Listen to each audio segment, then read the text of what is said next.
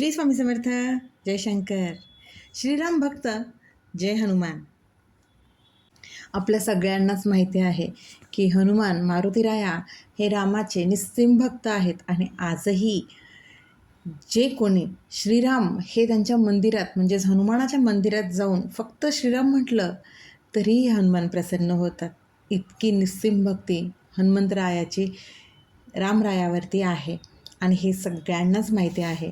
याच हनुमानाची जर आपण सेवा केली तर नक्कीच आपल्याला मानसिक शांती, भीती, नकारात्मक ऊर्जा, जे काही संकटं असतील ते, आपल्या आरोग्याच्या समस्या असतील, बुद्धीसाठी असेल, विद्याप्राप्तीसाठी असेल, कुठल्याही गोष्टीसाठी हनुमंताची सेवा केली तर त्याचा फायदा नक्कीच होत असतो. आपण दररोज मारुती स्तोत्र किंवा प्रभावी असं हनुमान चालिसा याचा पाठ प्रत्येक घरामध्ये होतच असतो आणि पूर्वी प्रार्थना म्हणून शाळेतही मारुती स्तोत्र हे घेतलं जायचंच.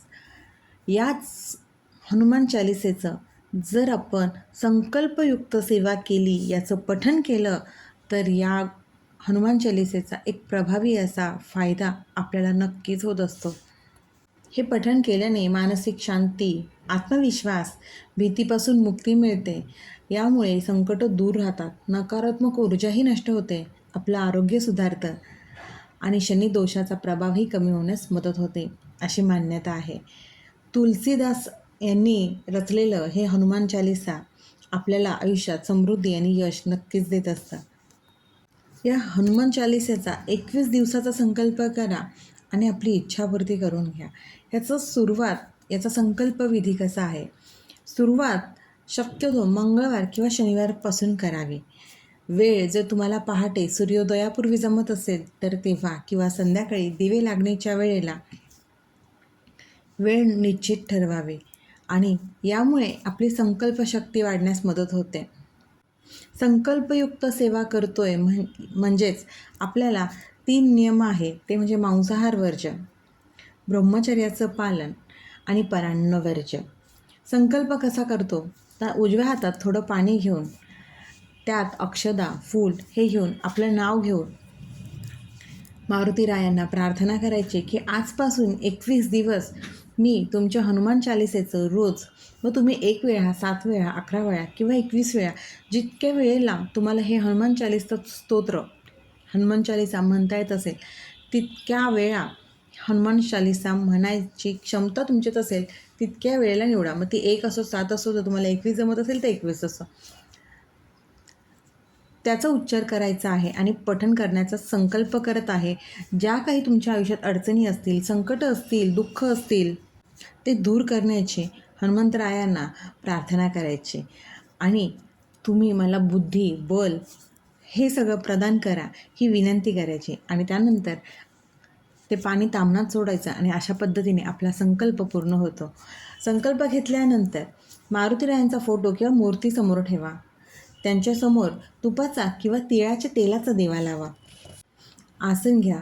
आसनावरती ताठ बसावे.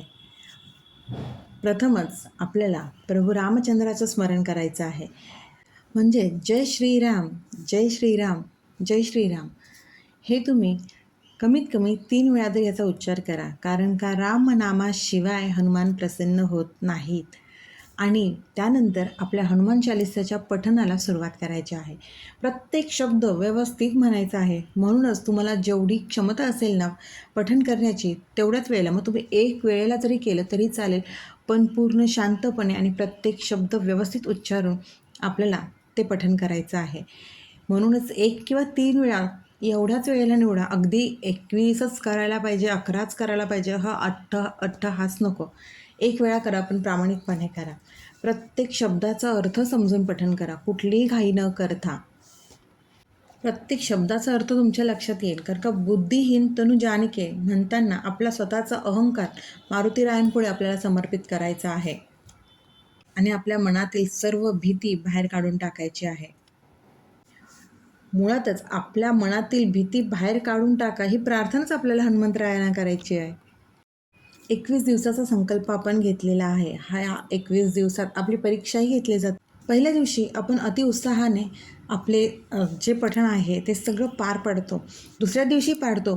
पण काही वेळाने, काही दिवसांनी आळस येईल किंवा अंगात उष्णता वाढल्यासारखे होईल, कंटाळाही येऊ शकतो. इच्छा पण आपली कधी कधी होत नाही हे करण्यासाठी. पण त्यावेळेला घाबरून न जाता किंवा जे काही आपल्याला कंटाळा येत असेल, आळस येत असेल, तो बाजूला ठेवून आपलं शरीर आणि मन हे तयार होत आहे. हनुमान ह्या सगळ्या गोष्टीला आपली तयारी करून घेत आहेत, आपला संयम बघत आहेत, आपली श्रद्धा बघत आहेत. ही गोष्ट मात्र लक्षात ठेवावी. आपण या सगळ्या गोष्टींवर जर मात केली ना, तर मोजून 2 ते 3 दिवसाचा हा त्रास होतो आपल्याला. त्यानंतर ह्या सगळ्या गोष्टी दूर होतात, मन शांत होतं, भीती कमी होईल, हनुमंतरायाचे अस्तित्व हळूहळू जाणवू लागेल, विलक्षण आत्मविश्वासही वाढेल आणि अशक्य वाटणारी कामेही मार्गी लागतील. फक्त हनुमंतरायाची आपण ही 21 दिवसाची सेवा करतो. हनुमंतराया हे स्वतः ब्रह्मचारी आहेत. त्यामुळे आपल्याला जे नियम पाळायचे आहेत ते अत्यंत कडक व्यवस्थित पाळायचे आहे. साधना यशस्वी करायची असेल तर नियम पाळणं हे गरजेचं आहेच. ब्रह्मचर्य 21 दिवस शरीर आणि मनाने पूर्ण ब्रह्मचर्य पाळायचं आहे. आपल्याला सात्विकच आहार घ्यायचा आहे. मांसाहार, मद्यपान, शक्य असल्यास कांदा लसूणही टाळावा. आपल्या वाणीवरही ताबा हवा. आपल्याकडून कोणाबद्दलही वाईट शब्द बोलला गेला नाही पाहिजे. आपल्याकडून खोटं बोललं गेलं नाही पाहिजे. ह्या गोष्टी आपल्याला टाळायच्या आहेत. ज्या दिवशी 21 दिवस पूर्ण होतात त्या दिवशी आपल्याला मारुतीरायाच्या मंदिरात जाऊन शेंदूर, तेल आणि रुईच्या पानांची माळ मारुतीरायांना अर्पण करायची आहे. गरिबांना काहीतरी दान करा.